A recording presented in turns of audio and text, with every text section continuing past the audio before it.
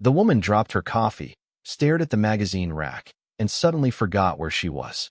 For a moment, the noise of the airport disappeared. The rolling suitcases, the boarding announcements, the conversations echoing beneath the high glass ceiling. All of it faded into the distance. Because there, under the bold black letters of Forbes, was a face she never expected to see again. Ethan Walker. Vanessa Walker blinked once, then twice.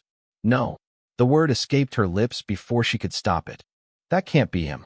Her fingers tightened around the handle of her designer handbag as she stepped closer.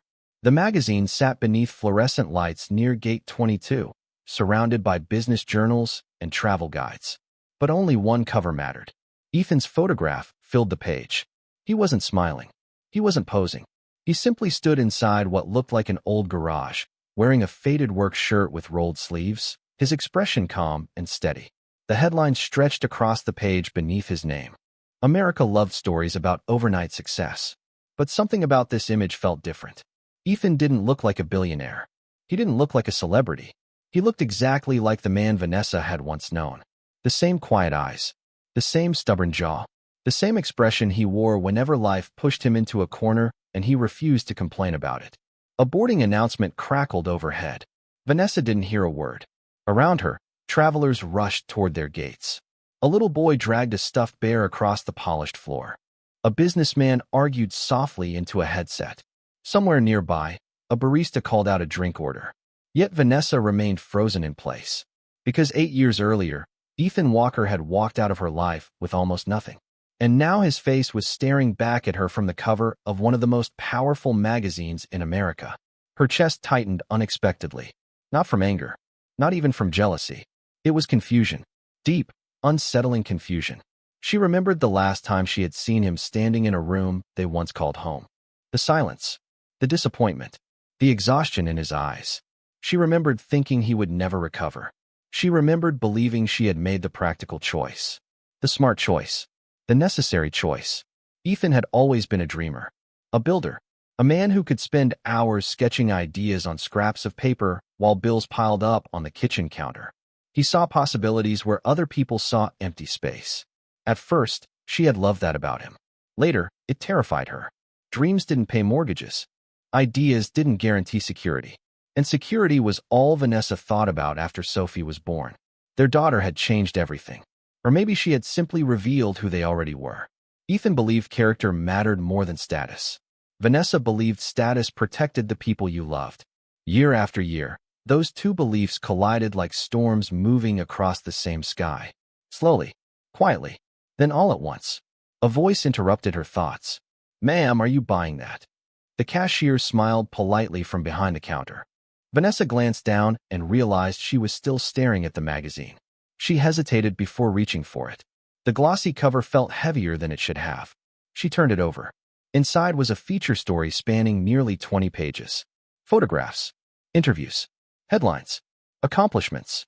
The kind of success people spend entire lifetimes chasing. Her eyes landed on one image in particular. Ethan standing inside a workshop. Sunlight streamed through dusty windows behind him. Tools hung neatly on the walls. There was something familiar about the place. Something that tugged at a memory she hadn't visited in years.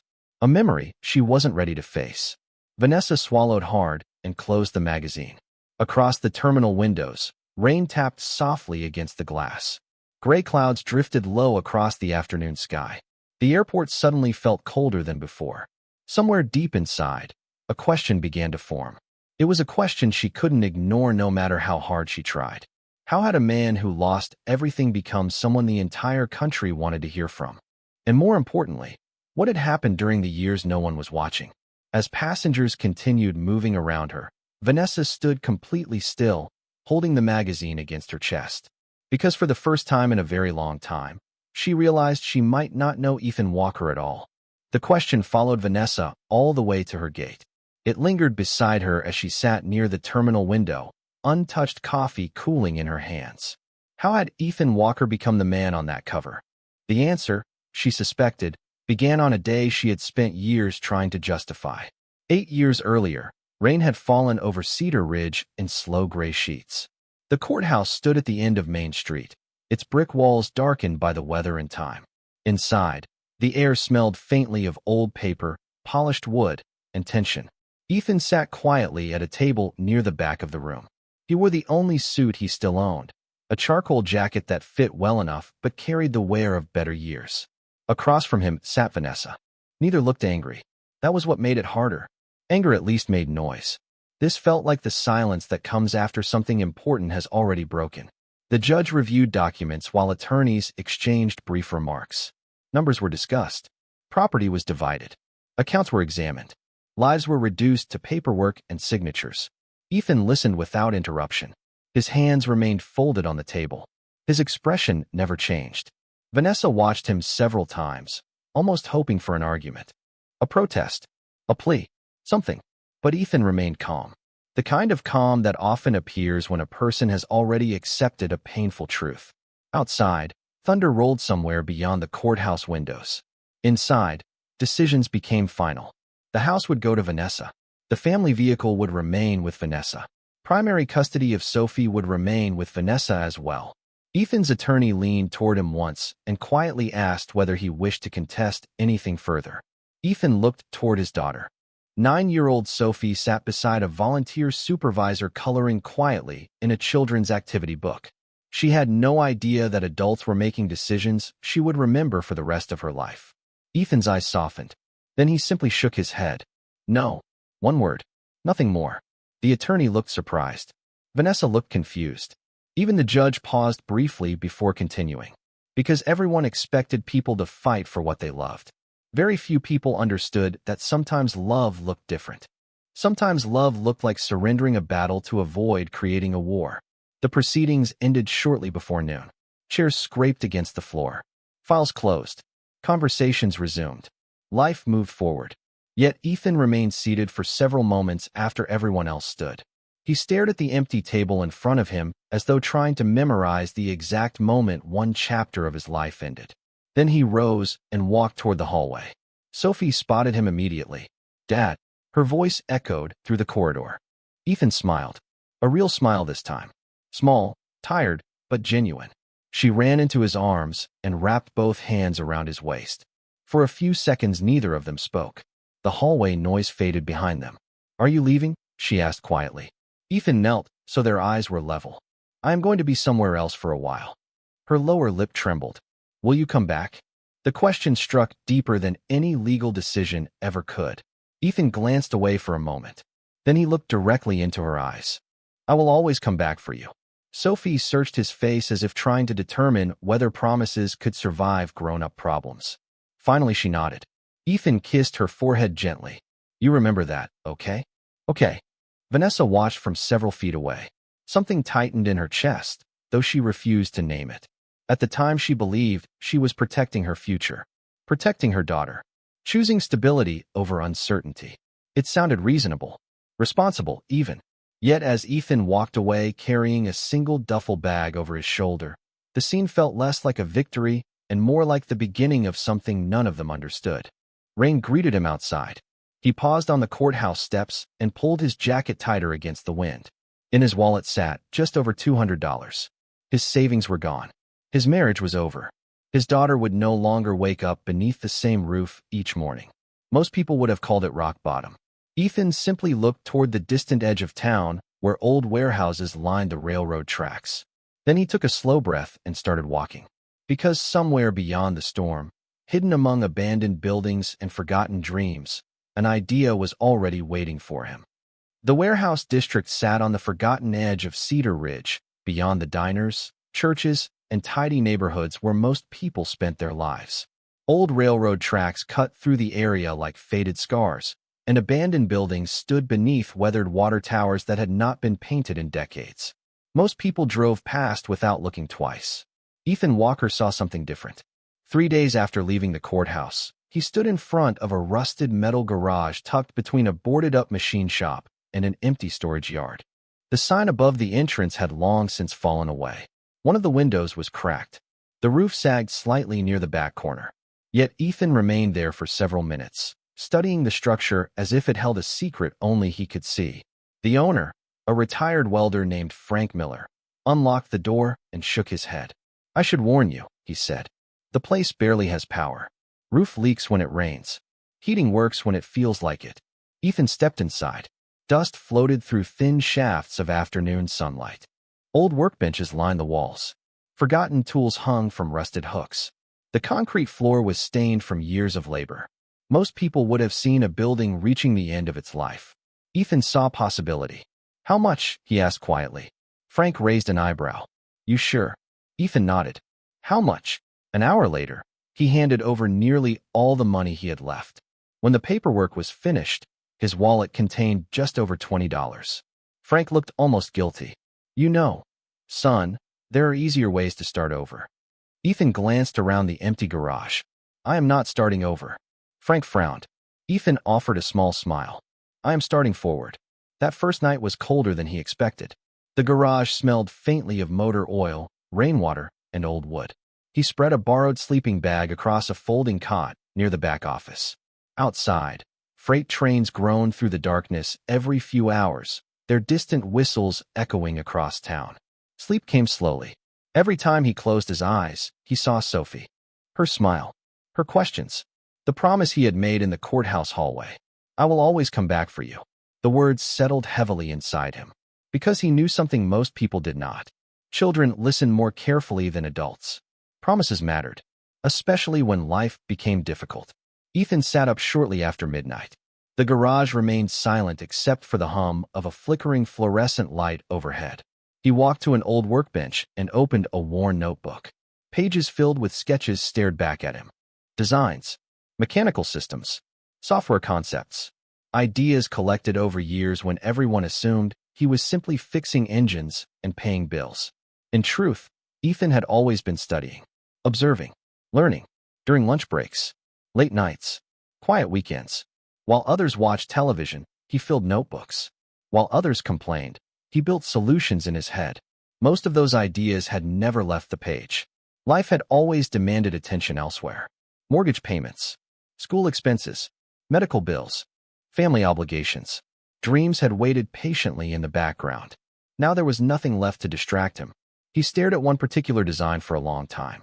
A system intended to help small repair shops diagnose engine problems faster and more accurately.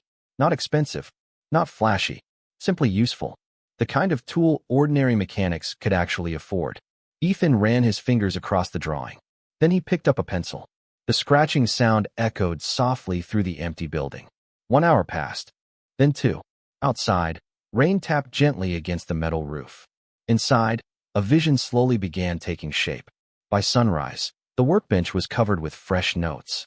Coffee cups, measurements, revised sketches. Ethan finally leaned back and rubbed his tired eyes. For the first time since leaving the courthouse, he felt something unexpected. Not happiness, not confidence, something quieter. Hope. Small, fragile, but real.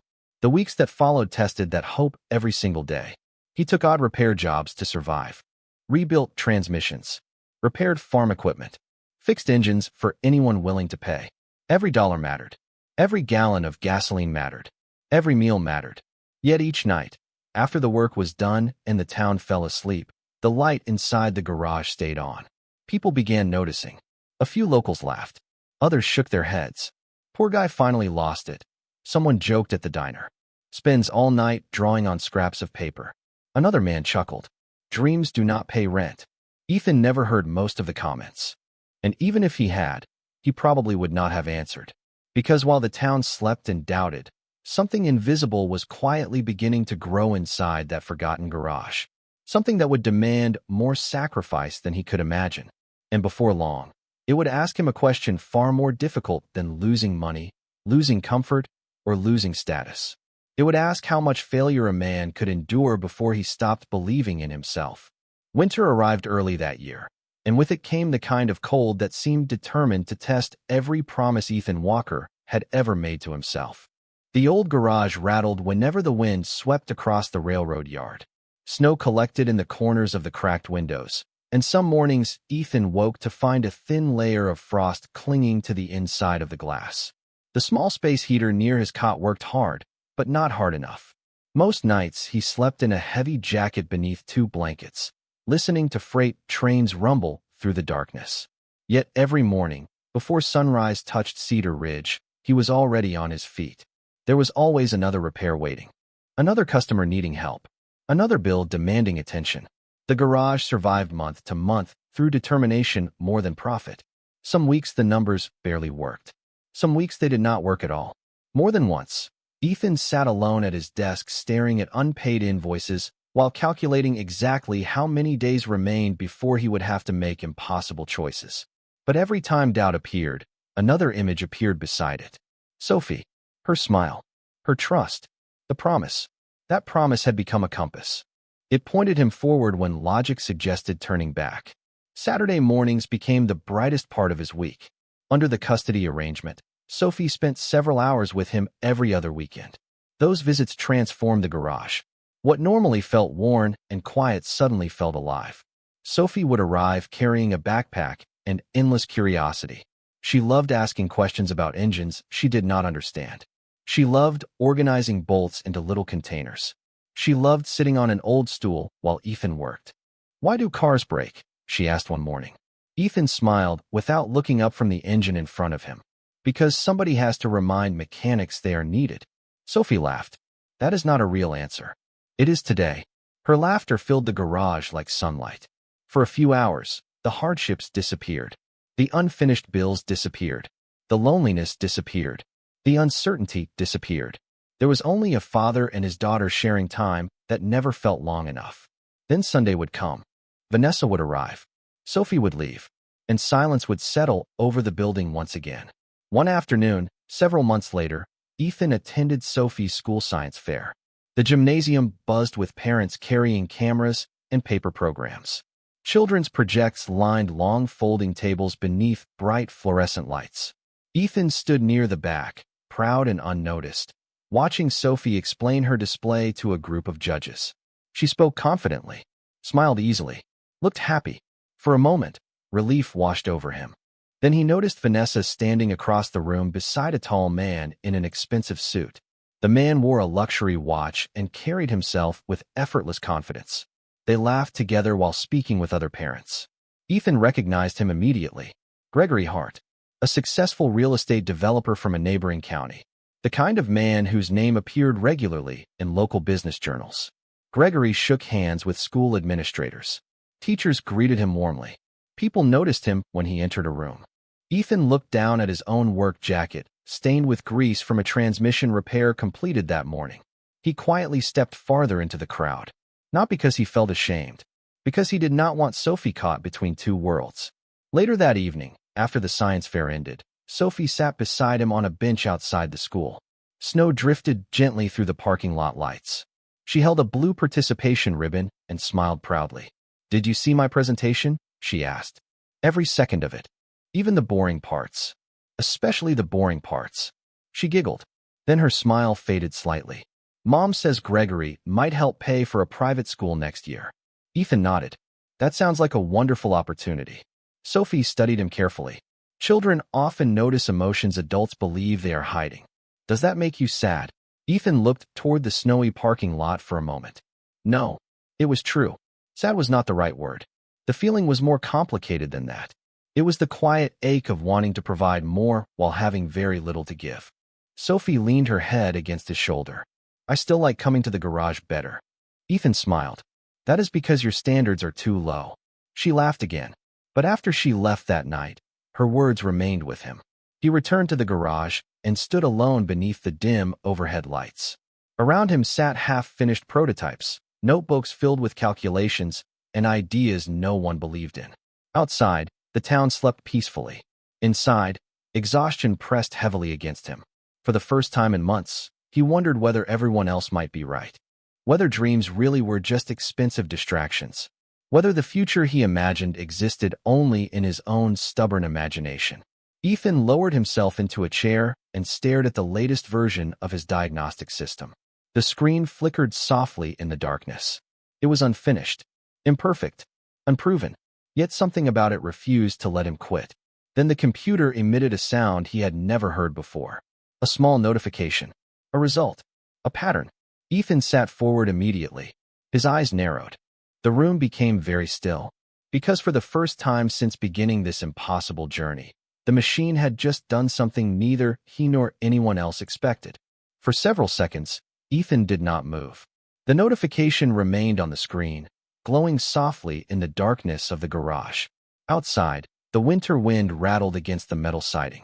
Inside, the only sound came from the aging computer and the steady rhythm of his own breathing.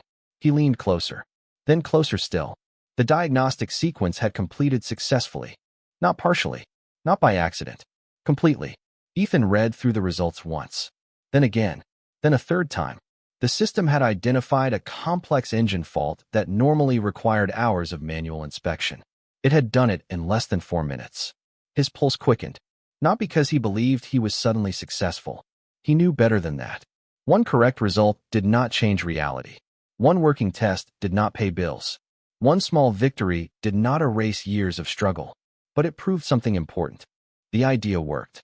He sat back slowly and stared at the ceiling. For the first time in years, a quiet smile appeared. It was not the smile of a man celebrating. It was the smile of a man who finally knew he was not chasing a fantasy.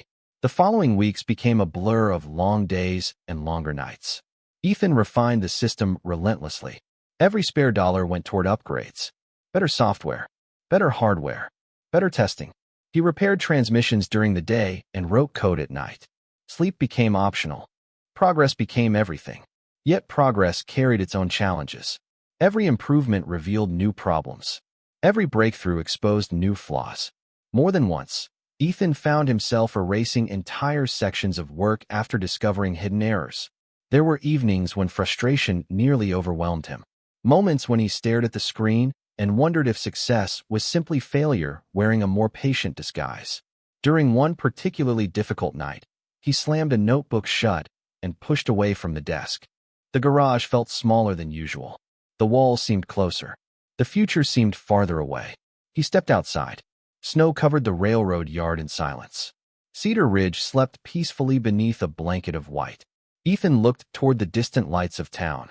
Somewhere out there, Sophie was asleep. Warm. Safe. Growing older. Time moved forward whether people were ready or not. That realization steadied him. He returned inside and went back to work. 3 months later, an opportunity arrived disguised as a simple conversation. A local mechanic named Pete Harrison stopped by the garage to pick up replacement parts. Pete had operated a small repair shop for nearly 20 years. He was respected throughout the county and trusted by nearly everyone. While waiting for an invoice, he noticed Ethan working at the computer. "What is all this?" Pete asked. Ethan hesitated. He rarely discussed the project with anyone. Most people either laughed or lost interest within minutes. Pete noticed the hesitation and grinned. "Relax. I am not a banker." Ethan chuckled softly. Then he explained. "Not everything. Just enough." Pete listened carefully. More carefully than most people ever had. When Ethan finished, silence lingered between them. Finally, Pete folded his arms. "You are telling me this thing can help identify problems before a mechanic tears half an engine apart. That is the goal. And you built it yourself?" "I am trying to." Pete stared at the monitor for a long moment.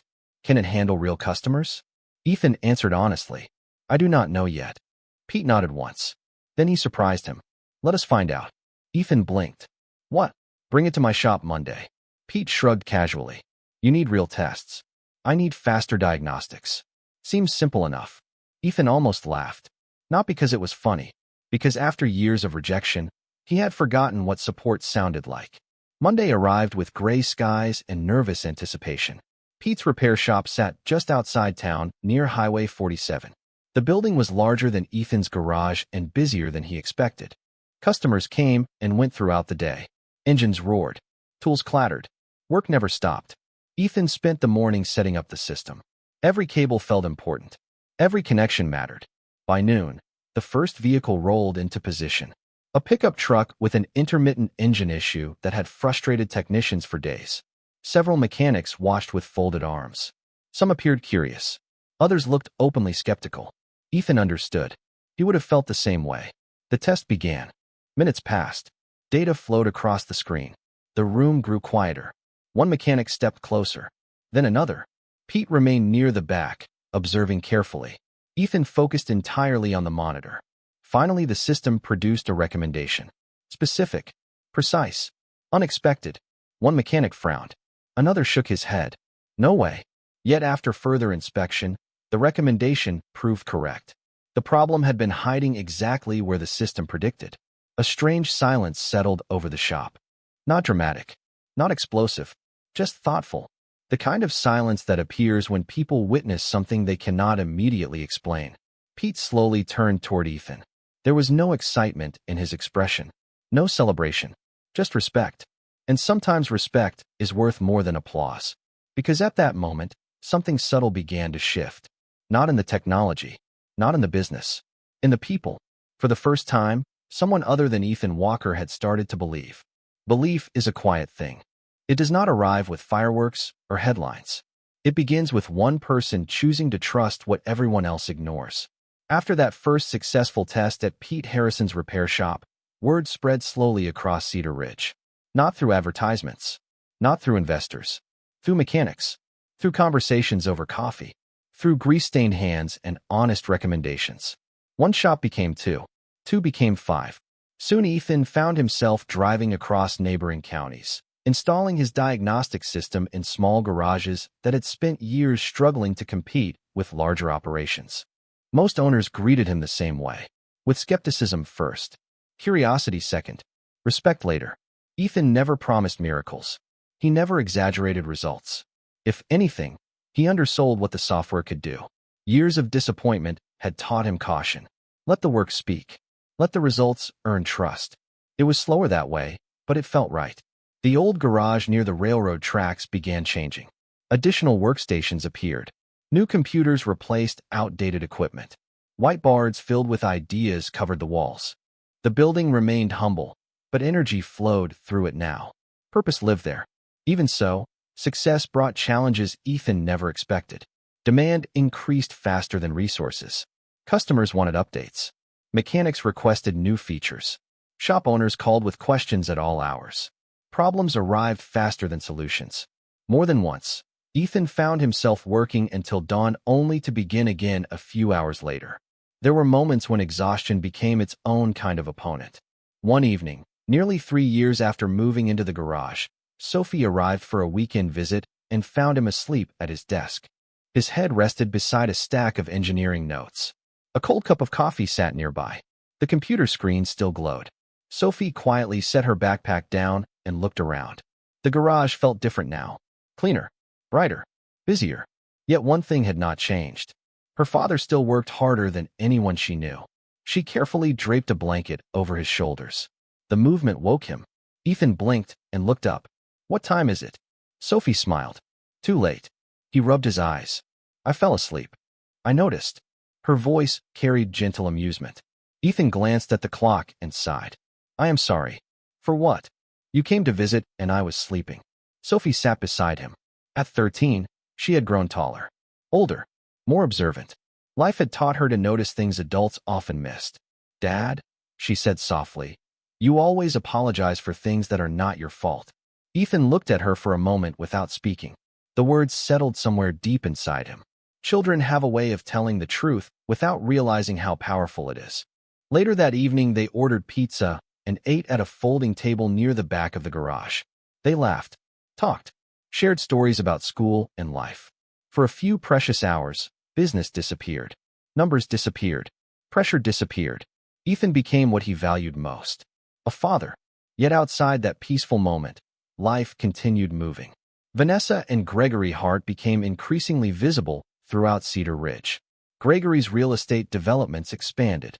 New projects carried his name. Community events welcomed his sponsorship. Success seemed to follow him naturally. Vanessa appeared comfortable in that world. Comfortable in ways she had never been during the final years of her marriage. Occasionally their paths crossed. School functions, community gatherings, charity events. The interactions remained polite, distant, civil. Ethan never spoke negatively about Vanessa. Not to Sophie, not to friends, not even privately. Some wounds heal through bitterness. Others heal through grace. Ethan chose grace, though it was rarely easy.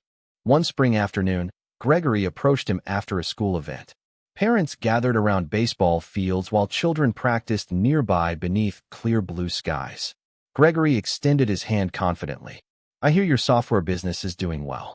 Ethan shook his hand. "We are making progress." Gregory smiled. "That is impressive." The compliment sounded sincere enough, but something beneath it felt measured, evaluated, like a businessman assessing an asset. Ethan simply nodded. "Thank you." Gregory glanced toward the field where Sophie stood laughing with friends. "She is a wonderful kid." Ethan's expression softened immediately. "She is." A brief silence followed. Then Gregory added, "You should be proud." Ethan watched his daughter for a moment. The afternoon sunlight caught her hair as she ran across the grass. "I am." The conversation ended there. Simple, respectful. Yet later that night, Ethan found himself thinking about it. Not because of Gregory, because of Sophie. Time was moving faster than he wanted. Childhood was slipping away one season at a time. Every year mattered. Every promise mattered. Every sacrifice mattered. And that realization pushed him harder than ever. The company continued growing. New states showed interest. Larger repair networks began asking questions. Industry publications mentioned the software for the first time. Small articles appeared online. Nothing dramatic. Nothing life-changing. Just enough to attract attention. And attention, Ethan would soon learn, brings opportunities and dangers in equal measure. Because while his reputation quietly expanded beyond Cedar Ridge, someone hundreds of miles away had just read one of those articles.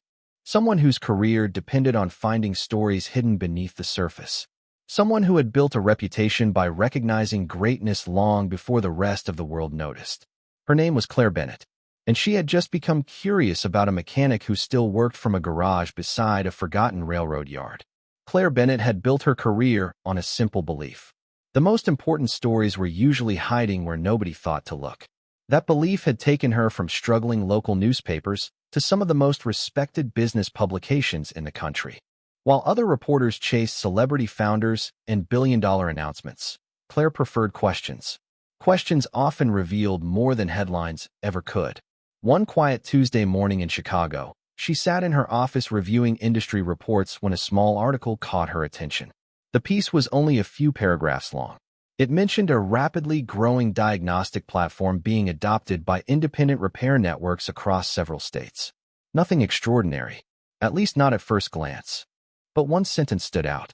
The company still operated from its original garage in rural Missouri. Claire read the sentence twice. Then she leaned back in her chair. Most founders moved into sleek offices the moment success appeared. Most companies rushed to project importance. Yet this one remained in a garage. That was unusual. And unusual stories often hid extraordinary people. She began digging. Public records revealed little. Company information remained surprisingly modest. No flashy interviews.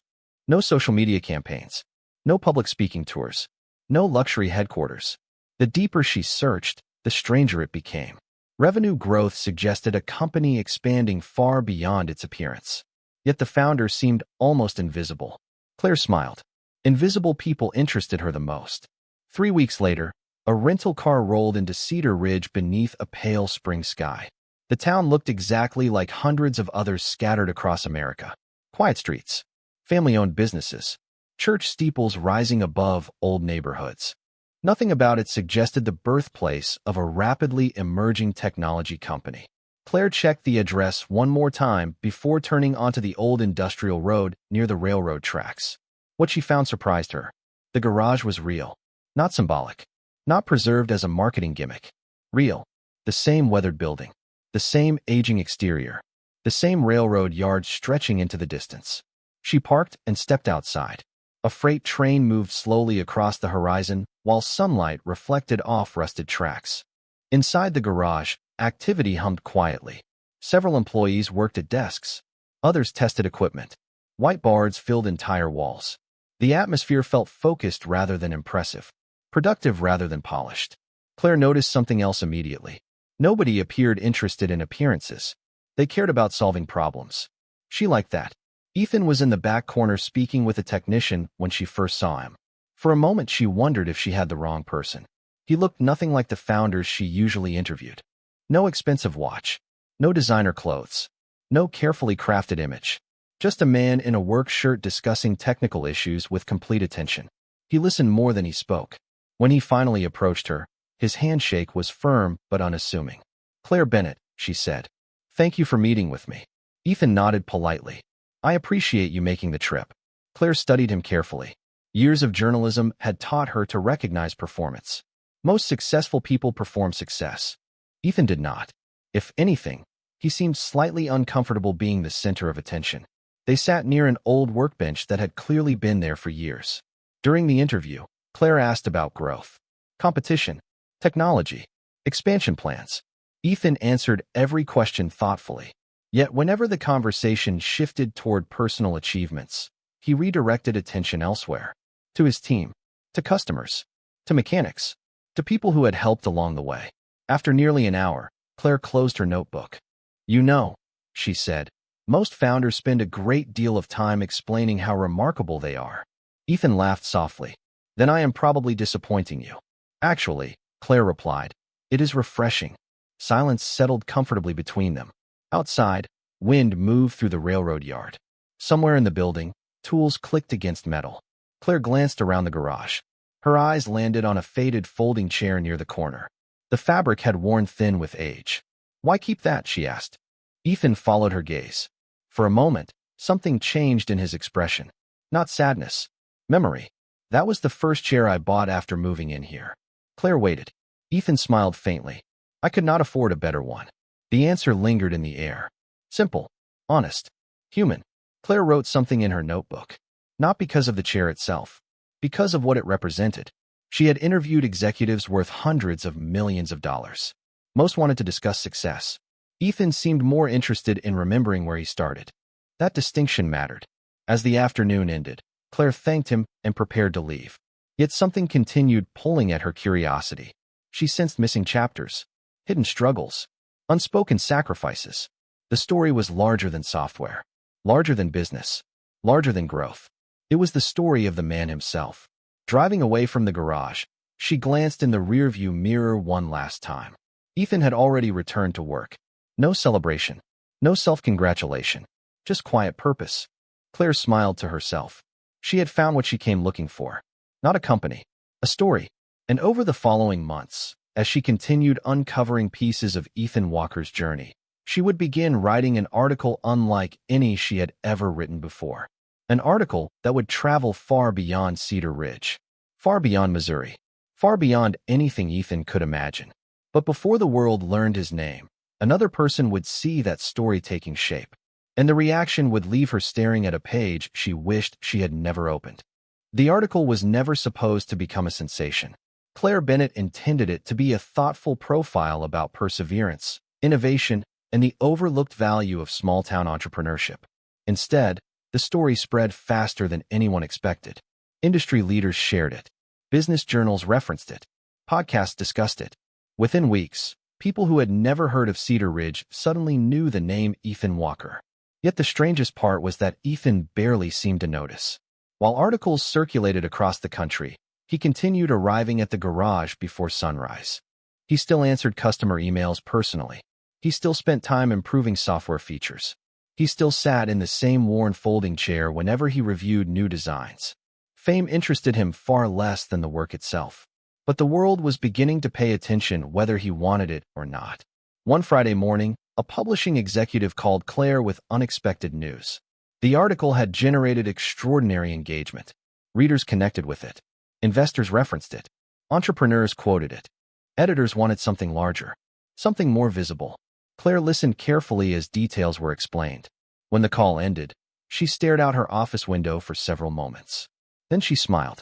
Some stories earned attention. This one had earned respect.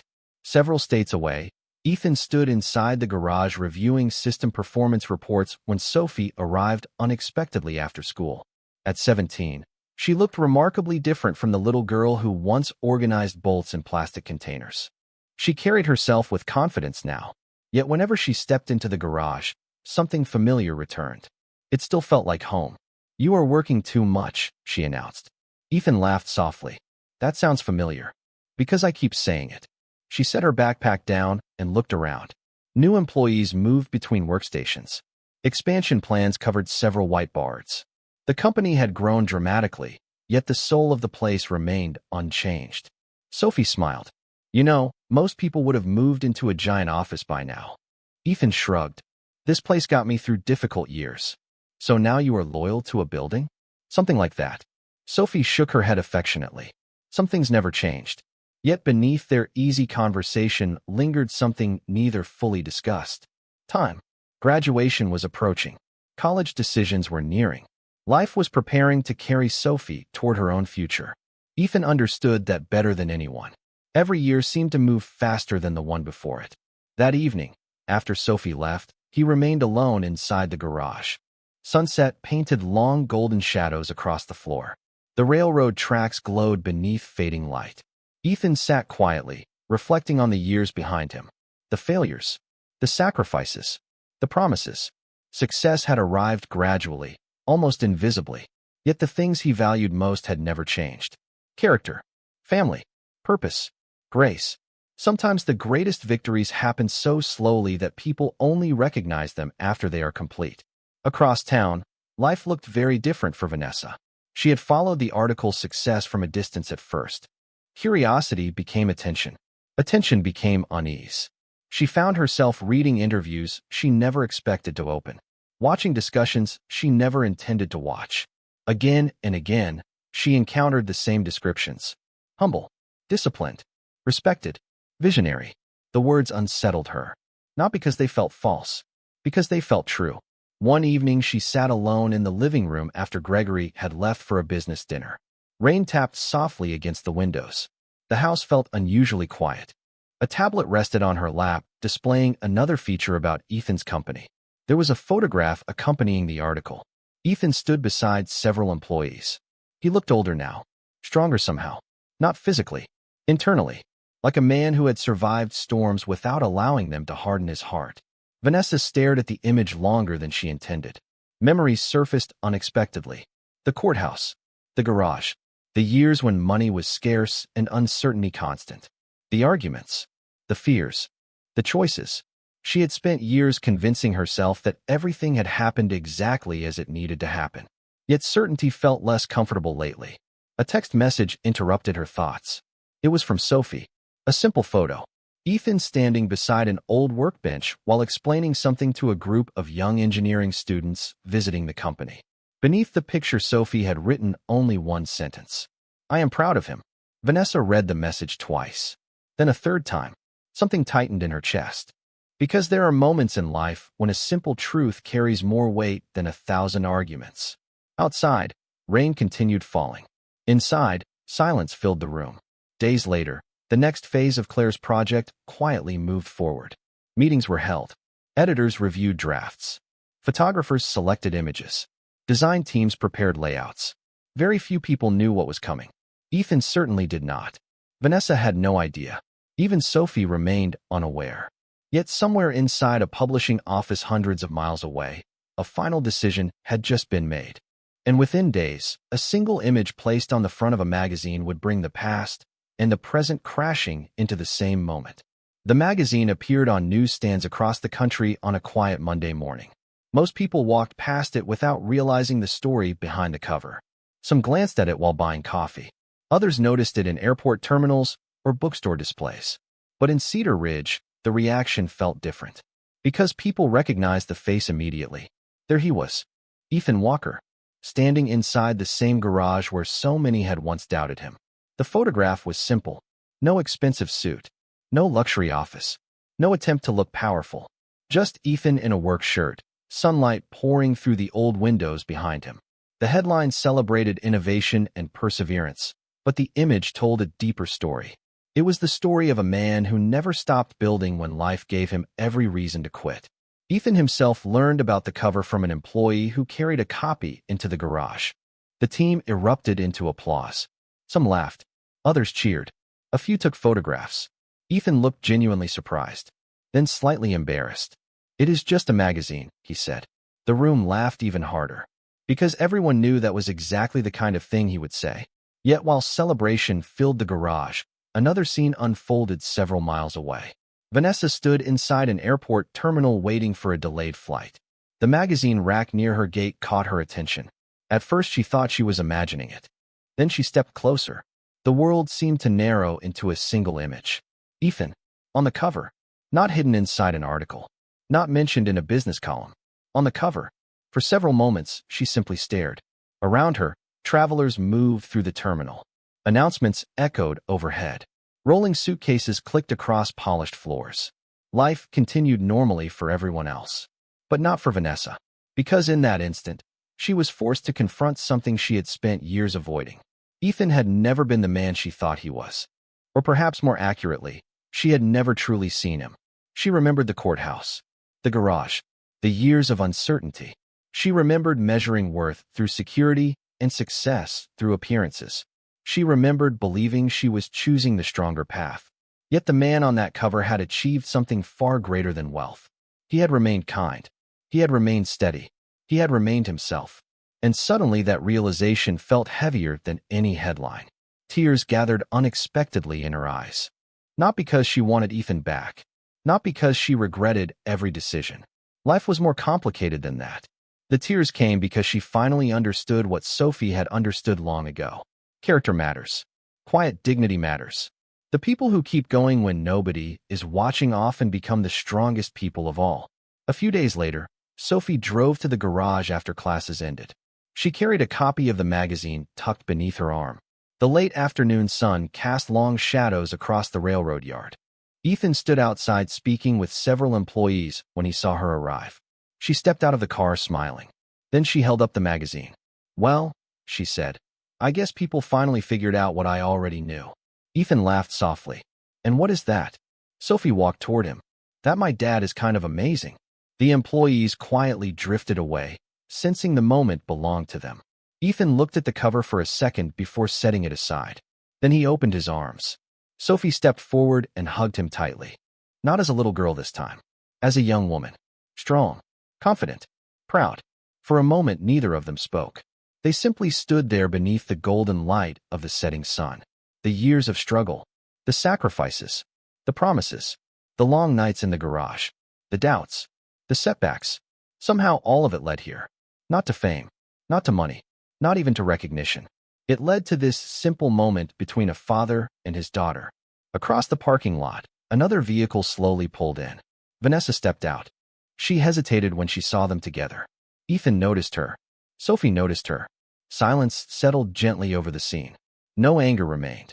No arguments. No need to revisit the past. Some victories do not require speeches. Some forms of justice arrive quietly. Vanessa approached and stopped several feet away. Her eyes moved from Ethan to Sophie and back again. Finally, she spoke. "Congratulations." Ethan nodded politely. "Thank you." That was all. No bitterness. No scorekeeping. No attempt to prove anything. Just grace. The kind of grace that only comes from people who have made peace with their journey. Vanessa smiled faintly and looked at Sophie. Then she looked at Ethan one last time. For the first time in many years, she saw him clearly. And somehow that was enough. As the sun disappeared beyond the horizon, the three of them stood together in the fading light while the old garage glowed warmly behind them. The building that once represented loss had become a symbol of redemption. The promise Ethan made in a courthouse hallway had been kept. Not through revenge. Not through pride. Through perseverance, character, and love. And perhaps that is the real lesson hidden inside stories like this. Sometimes the people who lose everything are not being buried. They are being planted. If this story touched your heart, take a moment to share where you are watching from and tell us what part stayed with you the most.